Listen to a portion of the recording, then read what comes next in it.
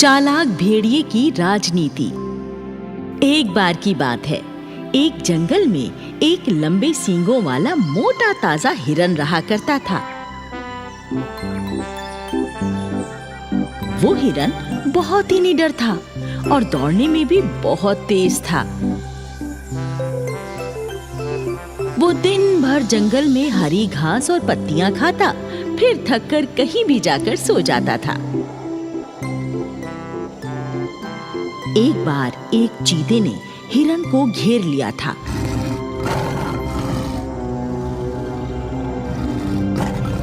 वो चीता हिरन का शिकार करना चाहता था, परंतु हिरन बहुत तेज, धावक और फुर्तीला था।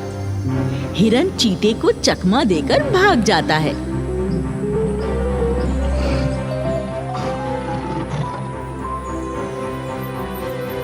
चीता बहुत दूर तक हिरन का पीछा करता है। एक जगह थोड़ी सी दलदल थी। हिरन तो दलदल को छलांग मारकर पार कर जाता है, लेकिन चीता दलदल में फंस जाता है।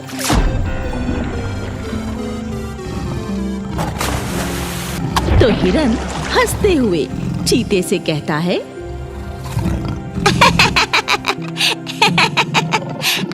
अरे भाई चीते, तूने सुना नहीं क्या?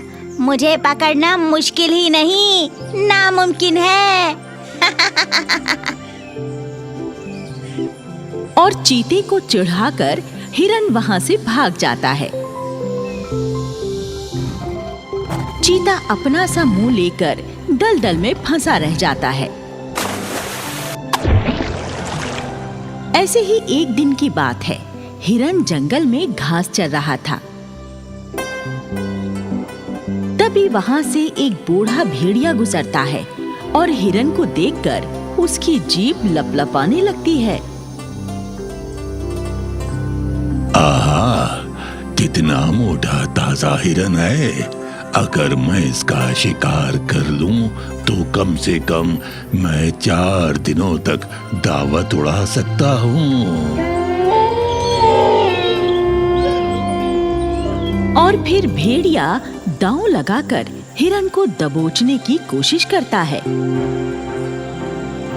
लेकिन फुर्तीला हिरन तुरंत संभल जाता है और अपने सींगों का भरपूर वार भेड़िए पर करके भेड़िए को जमीन पर गिरा देता है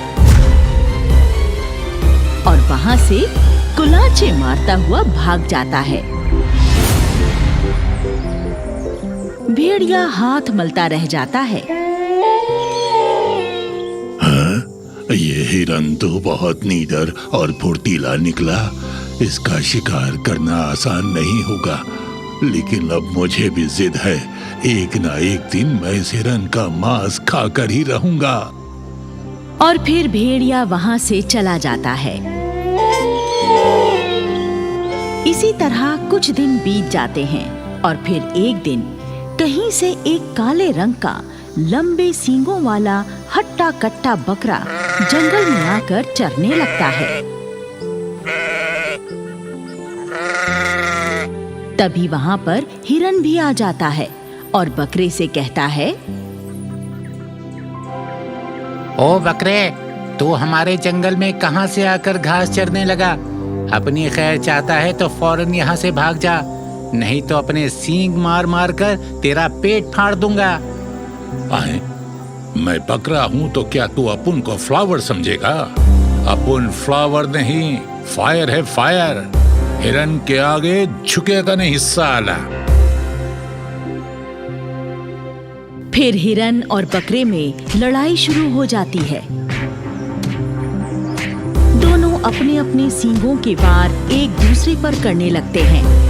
कभी बकरा हिरन को टक्कर मारकर गिरा देता, तो कभी हिरन बकरे को गिरा देता।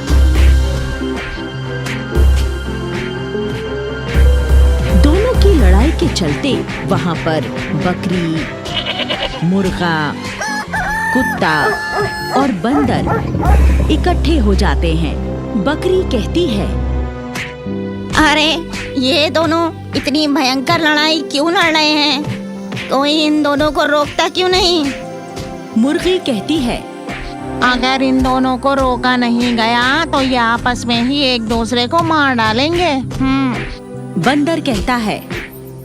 कुत्ते भाई तुम्हें इन दोनों का झगड़ा बंद कराओ ना। कुत्ता भौंक भौंक कर दोनों की लड़ाई बंद कराने की कोशिश करता है।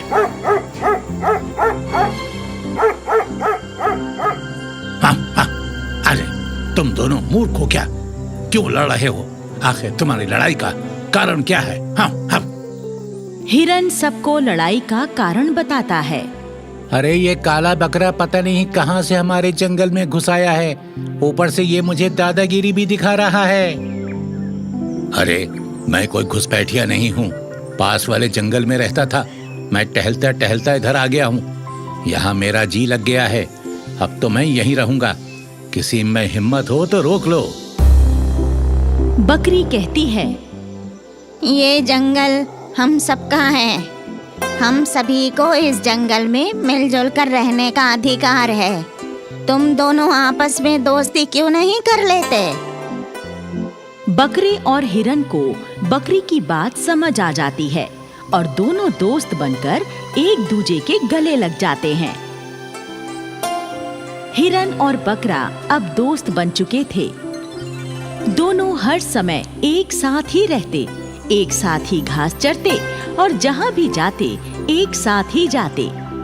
एक दिन की बात है, हिरन एक पेड़ के नीचे खड़ा हुआ जुगाली कर रहा था। तभी वहाँ पर बूढ़ा भेड़िया आकर हिरन को घेर लेता है।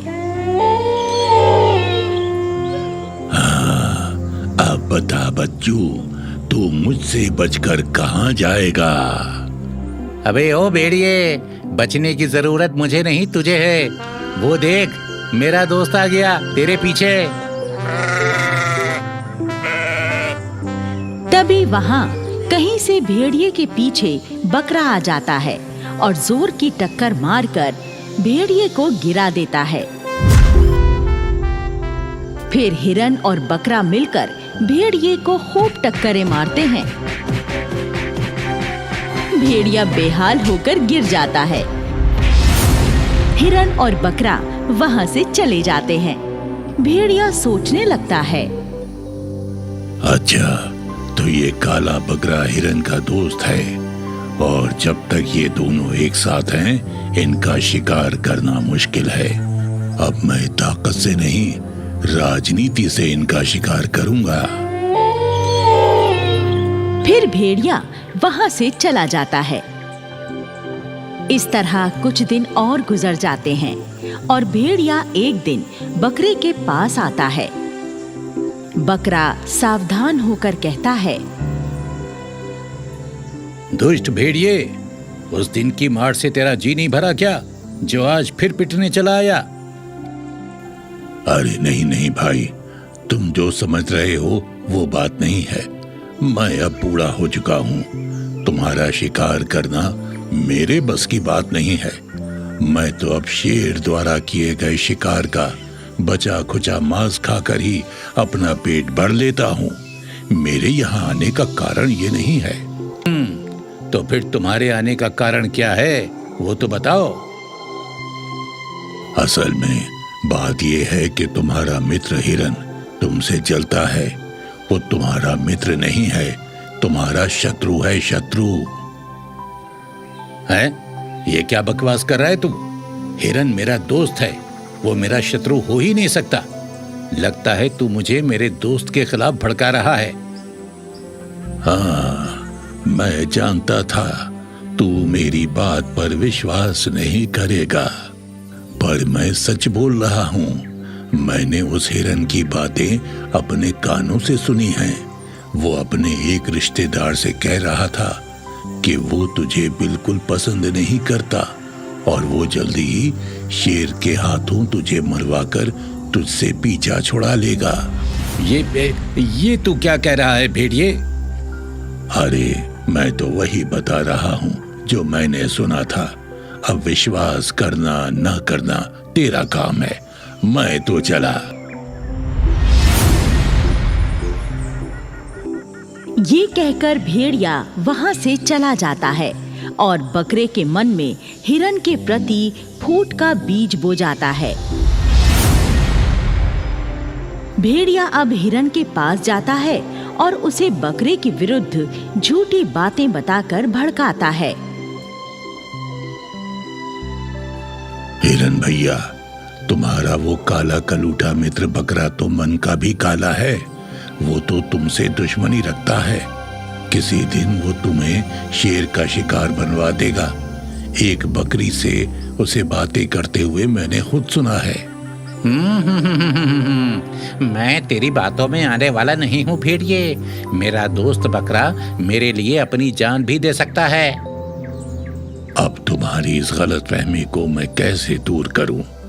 मेरा काम तो तुम्हें खतरे से आगाह करना था, सो मैंने कर दिया।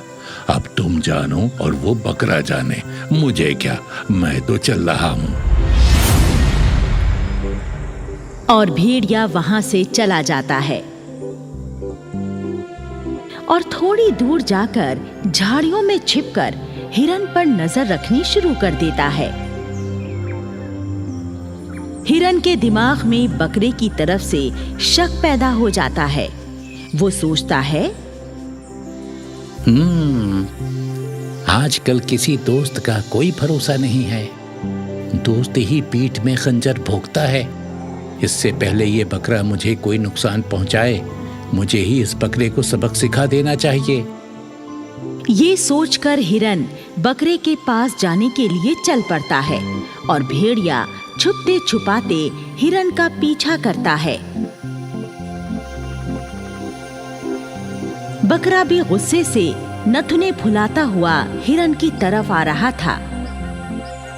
इधर से हिरन बकरे की तरफ जा रहा था। दोनों रास्ते में आमने सामने मिल जाते हैं। बकरा हिरन से कहता है, अरे गद्दार, मैंने तुझे दोस्त समझा और तू दुश्मन निकला। गद्दार मैं नहीं, तू है। मुझे तेरी सारी सच्चाई पता चल चुकी है। अब मैं तुझे नहीं छोड़ूंगा। हिरन और बकरा बात की सच्चाई जाने बिना ही आवेश में आकर एक दूसरे से लड़ने लगते हैं और झाड़ियों में छुपा हुआ भेड़िया दोनों को लड़ते हुए देखकर बहुत खुश होता है।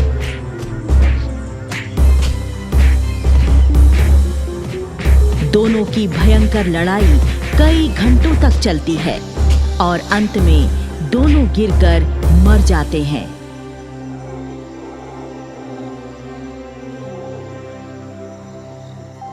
भेड़िया लपककर बकरे और हिरन की लाशों के पास जाता है और अपनी मक्कारी पर खुश होकर कहता है, अरे मूर्खो, मेरी राजनीति के चक्रव्यूह में फंसकर आखिर तुम दोनों ने एक दूसरे की जान ले ही ली और मेरा बिना शिकार किए ही 2 हफ्तों का खाने का इंतजाम हो गया।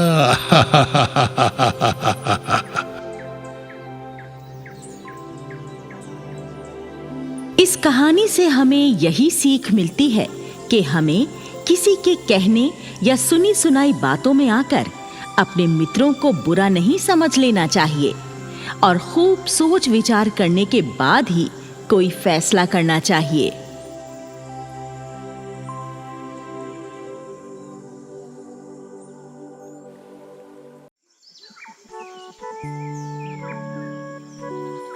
एक घना जंगल था।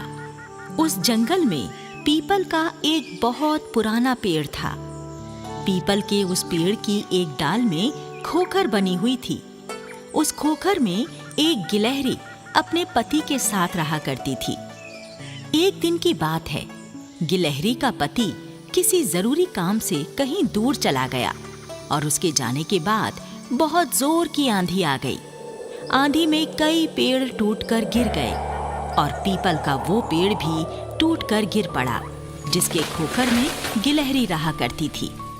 पेड़ के गिर जाने से गिलहरी बहुत परेशान हो गई।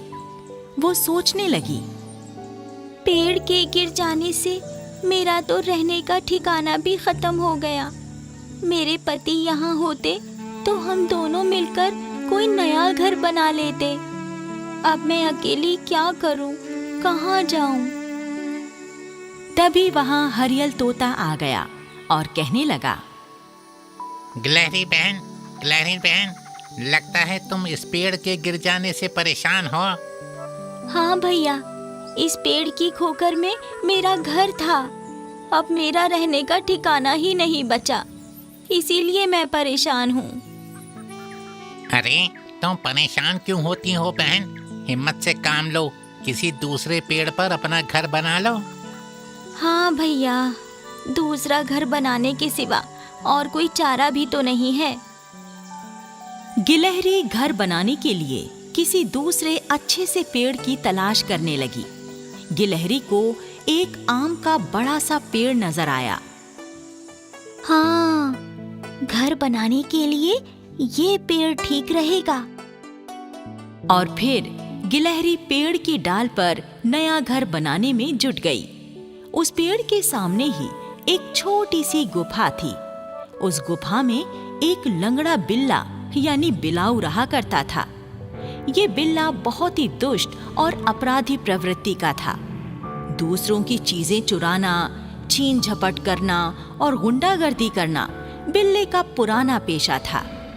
एक बंदर के साथ मारपीट करने में ही बिल्ले की टांग भी टूट गई थी। ये बदमाश बिल्ला हर समय मुफ्त का माल हड़पने की ही कोशिशों में लगा रहता। गिलहरी को घर बनाते हुए बिल्ला बड़ी चौकन्नी नजरों से देख रहा था। 2-3 दिनों की मेहनत के बाद गिलहरी ने अपना नया घर बनाकर तैयार कर लिया। अब गिलहरी बड़े आराम से अपने घर में रहने लगी। मेहनती गिलहरी सारा दिन जंगल में घूम घूम कर अपने खाने के लिए भोजन जमा करती और शाम को अपने घर में आराम से बैठकर अपना लाया हुआ भोजन खाती। बदमाश बिल्ला ये सारे नजारे देख रहा था।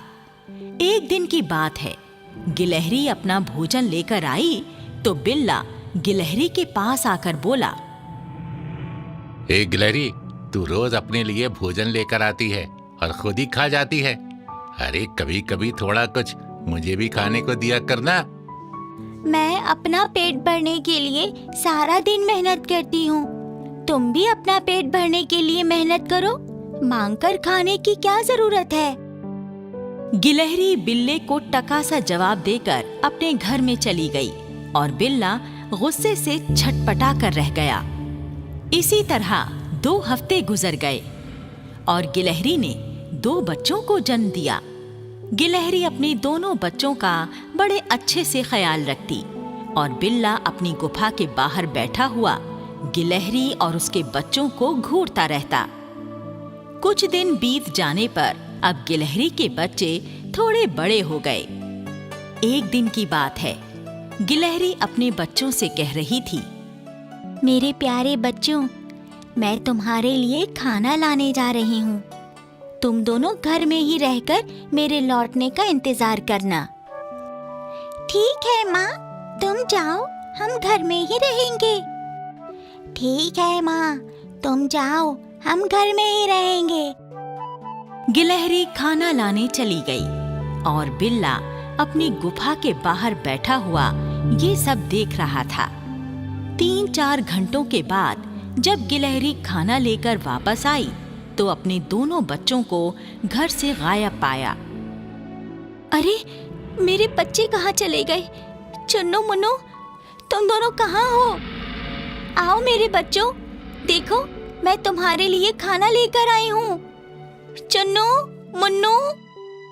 काफी देर इधर उधर खोजने के बाद भी जब बच्चे कहीं नहीं मिले तो गिलहरी बहुत परेशान हो गई।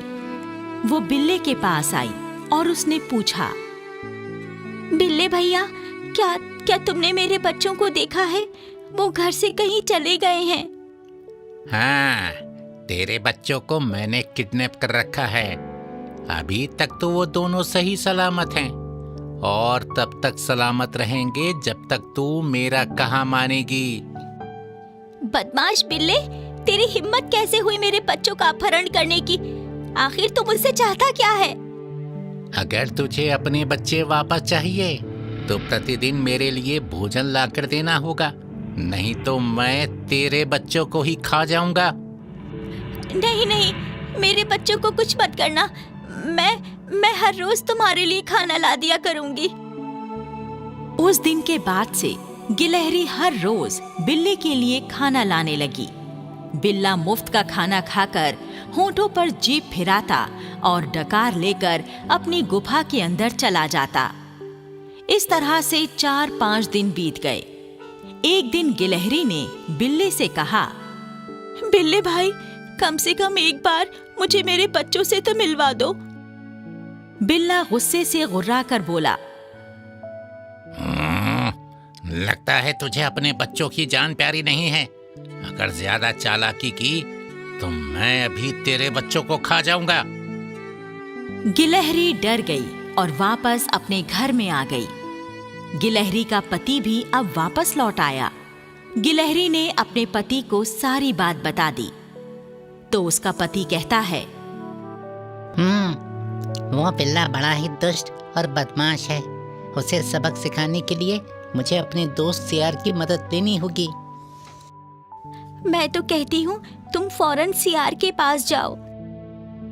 गिलहरी की बात सुनकर उसका पति सियार के पास गया और अपने दोस्त सियार से मिलकर उसे सारी बात बताई। उसकी बात सुनकर सियार ने कहा, अरे, मैं उस बिल्ले को पहले से जानता हूँ। वो पक्का बदमाश है, लेकिन तुम चिंता मत करो, मैं आज उसकी सारी बदमाशी निकाल दूंगा। फिर सियार गिलहरी के साथ चल पड़ा और बिल्ले की गुफा पर आ गया। गिलहरी भी वहां पहुंच गई। सियार गिलहरी से कहता है, गिलहरी बहन, तुम उस बिल्ले को आवाज देकर गुफा से बाहर बुलाओ, फिर मैं उसकी तबीयत फिट कर दूंगा।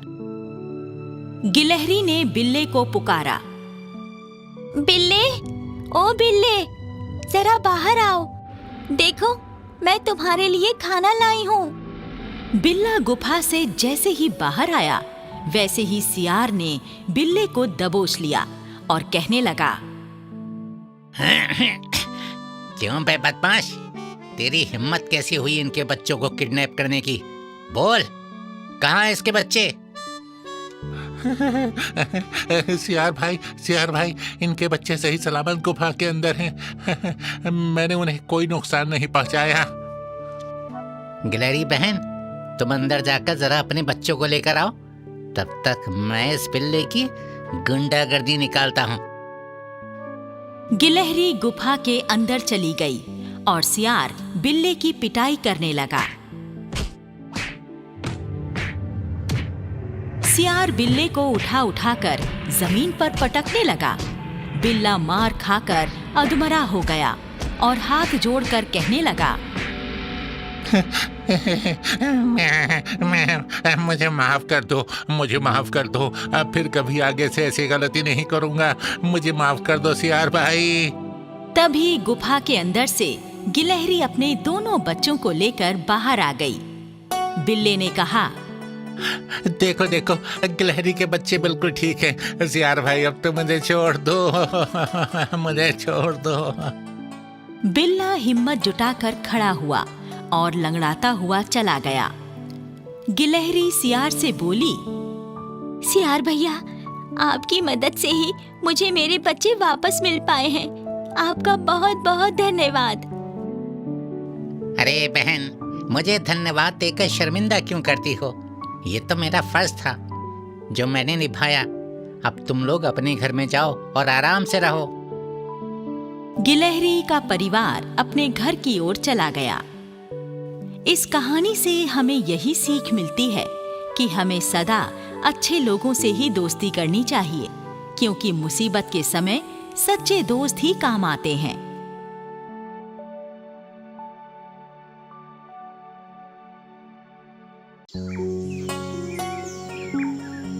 मध्य प्रदेश के घने जंगल में एक खूंखार भेड़िया रहा करता था।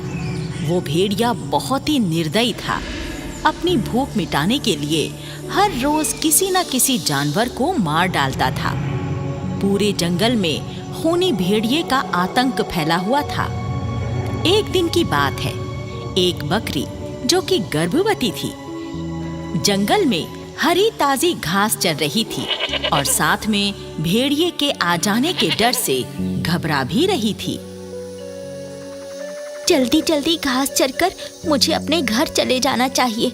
अगर वो खूनी भेड़िया आ गया तो मुझे मार ही डालेगा। बकरी जल्दी जल्दी घास खाकर पानी पीने के लिए तालाब की ओर चल पड़ी। रास्ते में उसे ऊंट बैठा हुआ दिखा। ऊंट बकरी से पूछने लगा, अरे बकरी बहन, कहाँ जा रही हो? ऊंट भैया, मैं पानी पीने तालाब पर जा रही हूँ। क्या तुम मेरे साथ तालाब पर चलोगे? नहीं बहन, अभी तुम्हें जुगाली कर रहा हूँ, तुम चलो। मैं थोड़ी देर के बाद पानी पीने जाऊंगा। और जरा सावधानी से जाना, वो शिकारी भेड़िया किसी भी समय हमला कर सकता है। अब ठीक है भैया, मैं पूरी सावधानी से जाऊंगी। और फिर बकरी वहां से चली गई। बकरी तालाब पर आकर पानी पीने लगी और जैसे ही वापस जाने के लिए मुड़ी, तभी वहां पर भेड़िया गुर्राने लगा।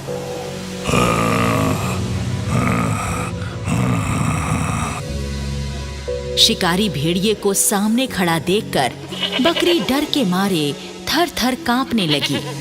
भेड़िए ने कहा, बड़ी देर से मैं किसी शिकार की तलाश में भटक रहा था, लेकिन कोई शिकार हाथ ही नहीं लग रहा था। अब मैं तुझे खाकर अपनी भूख मिटाऊंगा। नहीं नहीं भेड़िए जी, मुझ पर दया करो। मैं गर्भवती हूँ, अपने मेमने को जन्म देने वाली हूँ। आप मुझे मत खाओ। मूर्ख बकरी, अगर मैं तुझ पर दया करूंगा तो खाऊंगा क्या? मुझे अपना पेट भरने के लिए तेरा मांस तो खाना ही होगा। भेड़िया अपना जबड़ा खोलकर बकरी को दबोचने ही वाला था कि तभी बकरी वहां से भाग गई। भेड़िया बकरी का पीछा करने लगा। बेचारी बकरी गर्भवती होने के कारण ज्यादा तेज नहीं भाग पा रही थी और सांस फूलने के कारण वो हाँफ भी रही थी।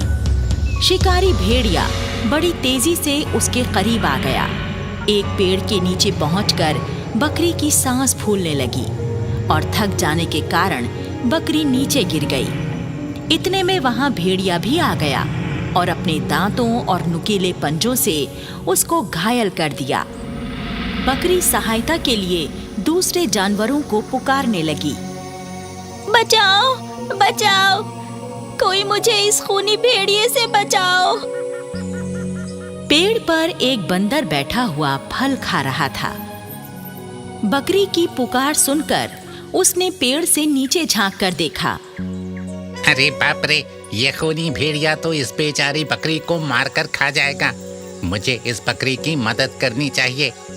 बंदर पेड़ से फल तोड़ तोड़ कर भेड़िए को फेंक कर मारने लगा ताकि भेड़िया बकरी से दूर हट जाए और बकरी को वहां से भागने का मौका मिल जाए। 2-4 फल जब भेड़िए के जबड़े पर आकर लगे तो भेड़िया गुस्से में गुर्राकर बंदर से कहने लगा, अरे हो बंदर, तेरी हिम्मत कैसे हुई मुझे फल फेंक कर मारने की? याद रख, अगर तू मेरे हत्थे चढ़ गया ना तो मैं तुझे कच्चा चबाने में 1 मिनट की भी देरी नहीं करूंगा। अरे जा जा, मैं बड़ा फुर्तीला बंदर हूँ। मैं 7 जन्मों तक भी तेरे हाथ नहीं आने वाला। अभी बंदर और भेड़िए की नोक झोंक चल ही रही थी कि वहां पर ऊंट भी आ गया। ऊंट घायल बकरी को देखकर ही सारा मामला समझ गया।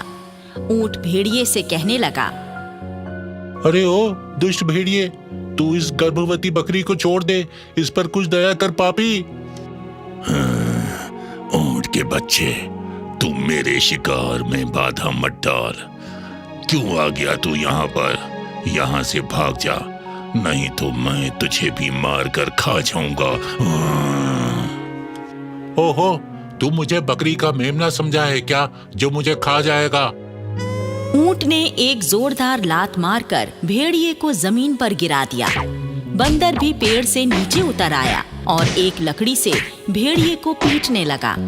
तभी वहां पर एक गधा भी आ गया और भेड़िए को पिटते हुए देख उसने भी भेड़िए को दुलत्तियां मारनी शुरू कर दी। 3 तरफ से मार खाने के बाद भेड़िया दर्द से कराहने लगा।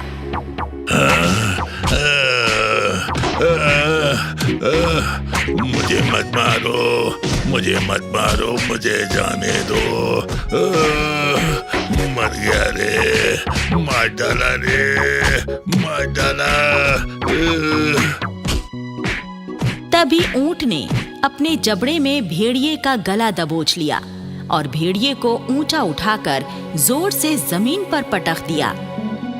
भेड़िए ने जमीन पर गिरते ही दम तोड़ दिया। ये देखकर बंदर खुशी के मारे उछल-उछल कर चिल्लाने लगा। हमने शिकारी भेड़िए को मार डाला, हमने शिकारी भेड़िए को मार डाला। अरे अच्छा हुआ जो ये दुष्ट मारा गया, इससे जंगल का हर जानवर डरा हुआ था। हाँ भाई, ईश्वर की कृपा और हमारी एकता से आज इस दुष्ट भेड़िए का आतंक समाप्त हो गया। अब जंगल के सारे जानवर चैन से जी सकेंगे। तभी बकरी ने एक सुंदर से मेमने को जन्म दिया। ऊंट, गधा और बंदर मेमने को प्यार करने लगे। बकरी कहती है, तुम तीनों ने मेरी जान बचाकर सिर्फ मुझ पर ही नहीं, मेरे नवजात मेमने पर भी एहसान किया है। आपका बहुत बहुत धन्यवाद। अरे बकरी बहन, तुम पर हमने कोई एहसान नहीं किया, बल्कि एहसान तो हमें तुम्हारा मानना चाहिए, क्योंकि तुम्हारे कारण ही आज हमारी एकता को बल मिला है और ये दुष्ट भेड़िया मारा गया है। चलो चलो भाइयों, अब यहाँ से चलते हैं। चलो भाई चलो। सीख। इस कहानी से हमें यही सीख मिलती है कि हमें मिलजुल कर संगठित रहना चाहिए, क्योंकि एकता की शक्ति से ही बड़ी से बड़ी मुसीबत का सामना किया जा सकता है। चंपक वन में हर प्रजाति के पशु पक्षी रहा करते थे। सभी जानवरों में सद्भाव और भाईचारा था। जंगल का राजा शेर अब बूढ़ा हो चुका था और उसकी नजरें भी बहुत कमजोर हो चुकी थीं। इसलिए वो अब शिकार करना लगभग छोड़ ही चुका था। इसीलिए जंगल के सभी छोटे बड़े जानवर निडर होकर जंगल में घूमा करते थे और शेर ज्यादातर अपनी कछार में ही पड़ा हुआ सोता रहता था। इसी जंगल में गोटिया नाम का एक गैंडा भी रहा करता था। गोटिया गैंडा बड़ा ही बदमाश और बदतमीज था। दूसरे जानवरों को परेशान करने और उन्हें नुकसान पहुंचाने में गैंडे को बड़ा आनंद आता था। एक दिन की बात है, एक भेड़ पेड़ के नीचे बैठी हुई आराम से जुगाली कर रही थी। तभी वहां पर गोटिया गैंडा आ गया और भेड़ से कहने लगा, ए भेड़, मैं अकेला बोर हो रहा हूँ, आजा मेरे साथ छुपम छुपाई खेलना।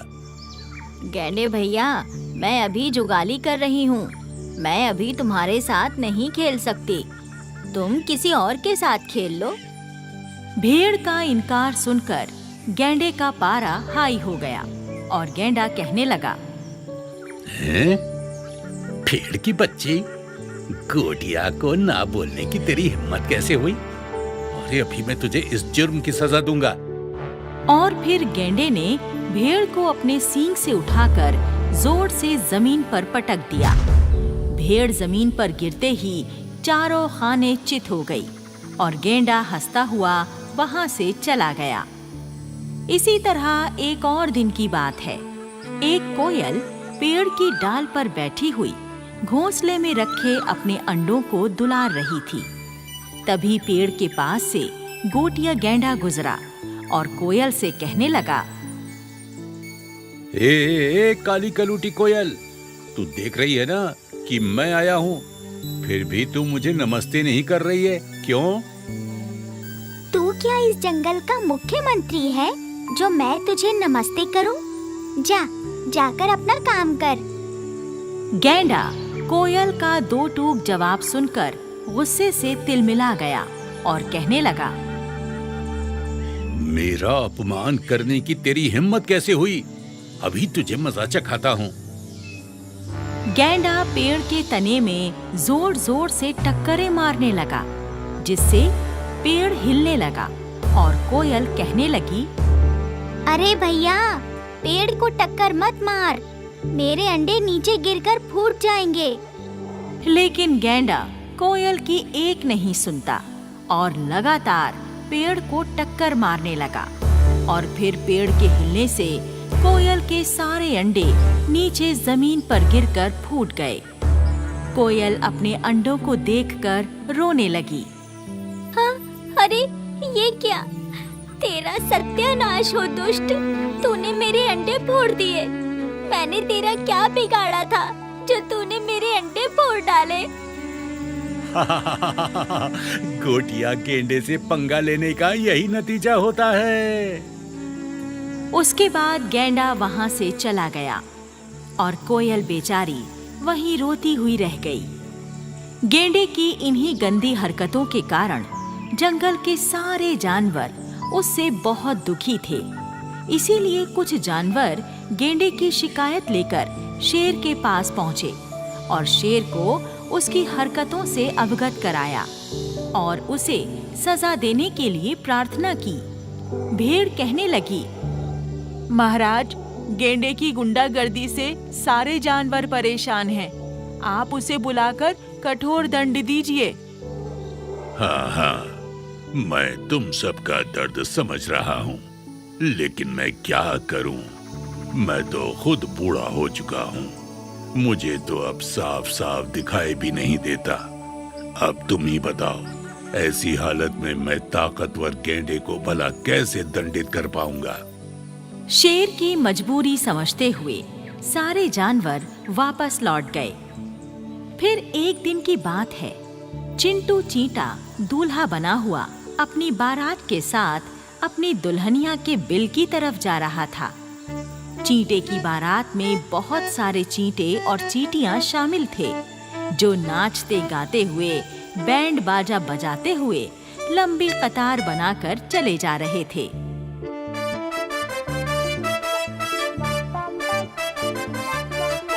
वहीं थोड़े फासले पर गोटिया गैंडा बैठा हुआ आराम कर रहा था।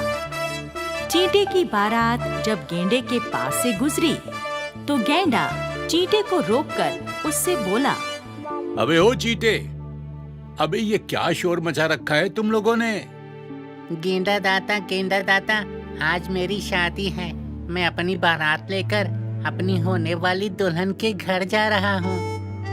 अच्छा, आज तेरी शादी है और तूने मुझे बारात में चलने का निमंत्रण भी नहीं दिया। मेरी इतनी बेइज्जती करने की तेरी जुर्रत कैसे हुई, बता? चींटा घबराते हुए कहने लगा, अरे दादा, हम तो ठहरे नन्हे से जंतु और आप हो इतने विशालकाय। भला मैं आपको अपनी बारात में कैसे ले जाता? अच्छा, गोटिया गेंडे के साथ जबान लड़ाएगा तू? तेरी इतनी हिम्मत? ठहर जा, अभी करवाता हूँ तेरी शादी। गैंडा गुस्से से लाल पीला होकर चींटियों की बारात पर जोर से फूंक मारने लगा। फूंक से पूरी बारात तितर बितर हो गई और कई सारे चींटे हवा में उड़कर जमीन पर गिर गए, जिससे उनके हाथ पैर टूट गए। अरे मर गए, मर गए। चींटा गुस्से में आ गया और गेंडे से कहने लगा, दुष्ट गेंडे, हम नन्हे जंतुओं को चोट पहुंचाकर आखिर तुझे क्या मिल गया? गेंडे ने एक जोर की फूंक मारी और चींटे को दूर उड़ा दिया और हंसकर कहने लगा, गोटिया गेंडे से पंगा लेने वाले का यही हाल करता हूँ मैं। उसके बाद गोटिया गैंडा वहां से चला गया और चींटा गुस्से से तिलमिला कर रह गया। फिर कुछ दिन और बीत गए और एक दिन दोपहर के समय गैंडा एक पेड़ के नीचे आकर बैठा हुआ था और वो वहीं पर सो गया। तभी वहां चिंटू चींटा अपने 4 चींटे दोस्तों के साथ आया। चिंटू चींटे के इशारे पर उसके चारों दोस्त गैंडे के दोनों कानों में घुस गए और जोर जोर से उसे काटना शुरू कर दिया। गैंडा बुरी तरह बौखला गया और दर्द के मारे छटपटाने लगा। अब हाय हाय, मेरे कानों में क्या बवाल घुस गया। हाय हाय हाय, बड़ी तकलीफ हो रही है मुझे। अरे कोई मुझे बचाओ, कोई मुझे बचाओ। हाय हाय, मेरे कान में कौन घुस गया।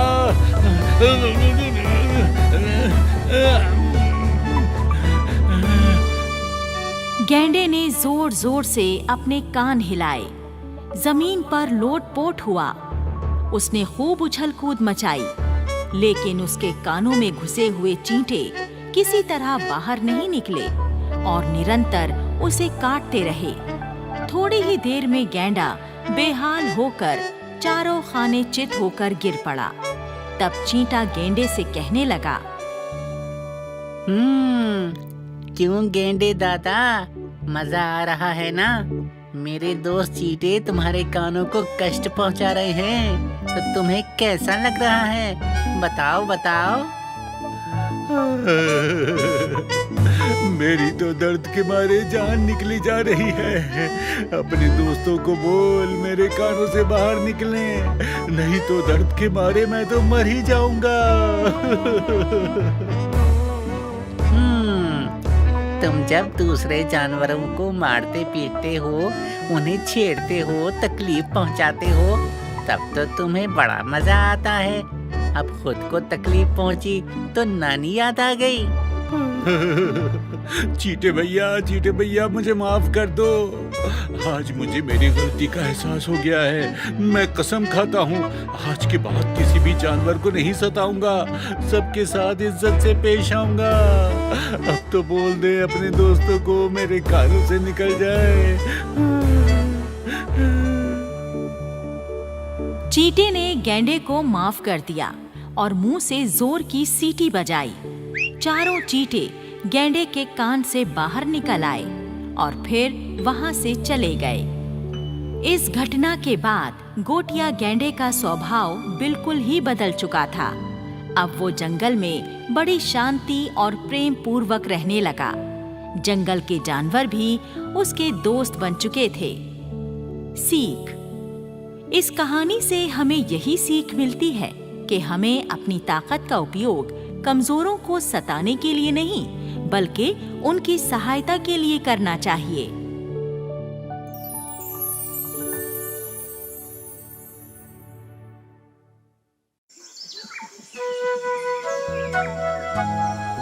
उत्तराखंड की पहाड़ियों के बीच एक घना जंगल था।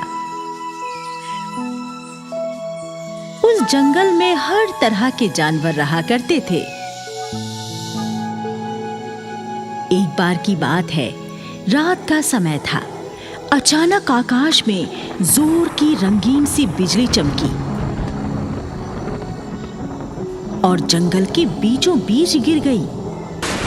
फिर सुबह होने पर सब जानवर जंगल के बीच वाले स्थान पर एक चट्टान के ऊपर बैठे हुए मेंढक को देखने लगे। ये मेंढक आम मेंढकों से कुछ बड़े साइज का था और इस मेंढक का रंग सोने की तरह सुनहरा था। सारे जानवर इस अद्भुत मेंढक को देखकर बड़े हैरान हुए। एक आम सा मेंढक कहने लगा, अरे ये मेंढक तो सुनहरी खाल वाला है, ये हमारी बिरादरी का नहीं है। इतना अनोखा मेंढक मैंने तो इस पूरे जंगल में पहले कभी नहीं देखा। आखिर ये मेंढक रातों रात यहाँ कहाँ से आ गया? मुझे लगता है ये मेंढक वन देवता का दूत है। अरे ओ मेंढक, सच सच बता दे, तू कौन है और अचानक हमारे जंगल में कहाँ से आ गया तू? मेंढक बड़ी मनमोहक आवाज में टर टर करके कहता है, शेर महाराज, मैं एक आम मेंढक ही हूँ। मैंने पहाड़ी वाली गुफा में 50 साल तक एक टांग पर खड़े होकर ईश्वर की तपस्या की थी। इसीलिए ईश्वर ने मुझे खुश होकर लंबी आयु जीने का वरदान दिया है और मेरा रंग भी सुनहरा कर दिया। अब मैं आप सबके साथ आपकी तरह जीवन जीने यहाँ आया हूँ। ठीक है, हमारे जंगल में तुम्हारा स्वागत है सुनहरे मेंढक। तुम इस जंगल में मजे से रहो, लेकिन हाँ, शांति बनाए रखना। और सांपों से बचकर रहना। सांप बड़े मजे ले लेकर मेंढक को निगलते हैं। मेंढक जोरों से हंसकर कहने लगा, अरे खरगोश भैया, मैं एक सिद्धि प्राप्त मेंढक हूँ, कोई आम मेंढक नहीं हूँ जो सांप मुझे निकल जाएगा। उसके बाद सारे जानवर वहां से चले गए और सुनहरा मेंढक एक गुफा के अंदर चला गया। सुनहरा मेंढक बहुत मिलनसार था। वो सारा दिन जंगल में इधर से उधर घूमता रहता और दूसरे जानवरों से मुलाकात करता रहता। सुनहरा मेंढक बड़ा चमत्कारी भी था। वो अपनी शक्ति से चमत्कार भी कर दिया करता था। एक दिन की बात है, एक जंगली बैल दूसरे बैल के साथ दौड़ दौड़ कर मस्ती कर रहा था कि तभी बैल का पैर फिसल गया और बैल गिर पड़ा। बैल की टांग टूट गई और बैल दर्द से कराहने लगा। आहा, हाय रे, मर गया रे, मेरी तो टांग टूट गई। मुझसे तो अब खड़ा भी नहीं हुआ जा रहा। मैं क्या करूं? भाई, मेरी तो कुछ भी समझ में नहीं आ रहा। मैं किस तरह तुम्हारी सहायता करूं? तभी वहां पर फुदकता हुआ सुनहरा मेंढक आ गया और बैल से पूछने लगा, क्या हुआ बैल भैया, इतने परेशान क्यों लग रहे हो? मेंढक महाराज, मैं दौड़ते समय फिसल कर गिर पड़ा और मेरी टांग टूट गई। अब मैं खड़ा भी नहीं हो पा रहा हूँ। तुम चिंता मत करो, मैं अपनी सिद्ध शक्ति से अभी तुम्हारी टांग ठीक कर देता हूँ। मेंढक अपने मुंह से एक हरे रंग का पदार्थ बैल की टांग पर थूकता है और अपनी जीभ को लंबी करके उस पदार्थ को बैल की टांग पर मल देता है। फिर बैल से कहता है, बैल भाई, अब तुम्हारी टांग ठीक हो गई, खड़े हो जाओ। अरे वाह, मेरी टांग तो बिल्कुल ठीक हो गई। मेंढक महाराज, आपका बहुत बहुत धन्यवाद। इसी तरह एक और दिन मेंढक एक पत्थर पर बैठा हुआ सूरज की ओर मुंह करके धूप की गर्मी को अपने अंदर समाहित कर रहा था कि तभी वहां पर एक कबूतर अपनी चोंच में एक जामुन से भरी लड़ी लिए हुए आया और मेंढक से कहने लगा, मेंढक महाराज, मैं आपके लिए मीठे जामुन लाया हूँ, इन्हें खा लीजिए। कबूतर भैया, मेरे लिए जामुन लाने का तुम्हारा धन्यवाद, लेकिन मैं ये जामुन खा नहीं सकता क्योंकि मैं कोई चीज नहीं खाता। मैं सिर्फ धूप से एनर्जी लेता हूँ। मेंढक की बात सुनकर कबूतर बड़ा हैरान हो गया। फिर कबूतर वहां से उड़कर चला गया। इसी प्रकार की दिनचर्या में दिन गुजरने लगे। फिर एक दिन की बात है, जंगल के सारे जानवर अपने अपने दैनिक कार्यों में व्यस्त थे। कोई घास चर रहा था, कोई तालाब पर पानी पी रहा था और कोई जानवर आपस में खिलंदड़ी कर रहा था, तो कोई आराम से बैठे हुए सुस्ता रहा था। शेर खरगोश से अपनी मालिश करवा रहा था। तभी अचानक वहां एक अजीब सी घटना हुई। आसमान में उड़ता हुआ एक बड़ा भयानक ड्रैगन वहां आ गया और ड्रैगन अपने मुंह से जानवरों पर आग बरसाने लगा। कई छोटे बड़े जानवर आग की लपेट में झुलसकर मर गए। सारे जानवरों में भगदड़ मच गई। शेर ड्रैगन से कहने लगा, अरे तू क्या भला है? तुझ में हिम्मत है तो नीचे आकर मेरा मुकाबला कर, फिर मैं तुझे दिखाता हूँ अपनी ताकत। मैं यहाँ तुझसे लड़ने नहीं आया, मुझे जुपिटर रोल की तलाश है। मुझे पता चला है जुपिटर रोल इसी जंगल में छुपा है। पता कहाँ है जुपिटर रोल? जुपिटर रोल, ये कौन सा जानवर होता है? मैंने तो आज तक इस नाव वाले जानवर को कभी नहीं देखा। तो तुम लोग इतनी आसानी से मुझे बताने वाले नहीं हो, तुम्हें सबक सिखाना ही पड़ेगा। ड्रैगन शेर के ऊपर अपने मुंह की लपटें फेंकता है, परंतु शेर चौकन्ना था। वो लपटों की चपेट में आने से खुद को बचा लेता है और वहां से भाग जाता है। फिर ड्रैगन भी उड़ता हुआ वहां से चला गया। सुनहरा मेंढक अपनी गुफा में एक टांग पर खड़ा हुआ ध्यान में मगन था। तभी वहां शेर के साथ कुछ और जानवर आए और मेंढक को कहने लगे, मेंढक महाराज, हमारे जंगल पर आग उगलने वाले राक्षस ने हमला कर दिया है। हाँ महाराज, वो राक्षस बड़ा भयानक है। हवा में उड़ता है और मुंह से आग भी निकालता है। वो किसी जुपिटर रोल को खोज रहा है। शेर की बात सुनकर सुनहरा मेंढक सचेत हो गया और कहने लगा, मैं समझ गया, वो राक्षस एक एलियन है जो कि ड्रैगन के रूप में मुझे खोजता हुआ पृथ्वी पर आया है। तो क्या आप ही जुपिटर रोल हो महाराज? हाँ, मैं जुपिटर ग्रह का राजकुमार जुपिटर रोल हूँ। मैं भी एक एलियन हूँ। वो मेरे दुश्मन हैं और मुझे मारकर मेरी सत्ता को हथियाना चाहते हैं। मैं उनसे बचकर यहाँ पृथ्वी पर आ गया था, लेकिन उन्होंने मुझे ढूंढ ही लिया। अब मुझे अपनी असली रूप में आकर उस ड्रैगन का मुकाबला करना ही पड़ेगा। और फिर सुनहरा मेंढक अपना रूप बदलकर एलियन के रूप में आ गया और गुफा से बाहर चला गया। बाकी जानवर भी एलियन के पीछे गुफा से बाहर चले गए। जंगल में खुली जगह पर एलियन आकर खड़ा हो गया और आकाश की तरफ मुंह करके एक अजीब सी किलकारी जैसी आवाज निकालने लगा। तब तक वहां पर कई सारे जानवर भी इकट्ठा हो गए।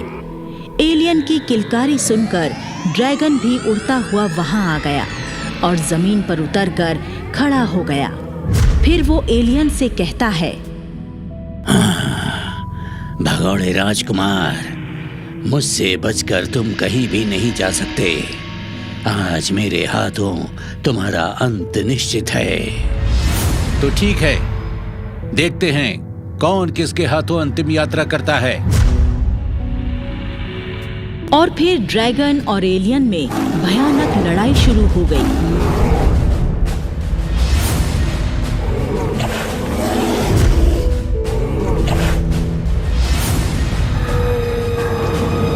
थोड़ी देर की घमासान लड़ाई के बाद एलियन ड्रैगन को मार डालता है। फिर एलियन जानवरों से कहता है, मेरे प्यारे दोस्तों, तुम्हारी पृथ्वी और तुम सब लोग बहुत अच्छे हो। मुझे तुम्हारे साथ रहकर बहुत अच्छा लगा। मैं तुम सबके प्रेम भाव का बहुत आभारी हूँ। अब मुझे अपने जुपिटर ग्रह पर वापस लौटना होगा। मुझे तुम लोगों की बहुत याद आएगी। हमें भी आपकी बहुत याद आएगी महाराज। उसके बाद एलियन ड्रैगन की लाश को उठाकर आसमान में उड़ गया और सबकी नजरों से ओझल हो गया। इस कहानी से हमें ये सीख मिलती है कि बुराई कभी अच्छाई से नहीं जीत सकती। इसलिए हम सबको हमेशा अच्छाई का साथ देना चाहिए, ना कि बुराई का।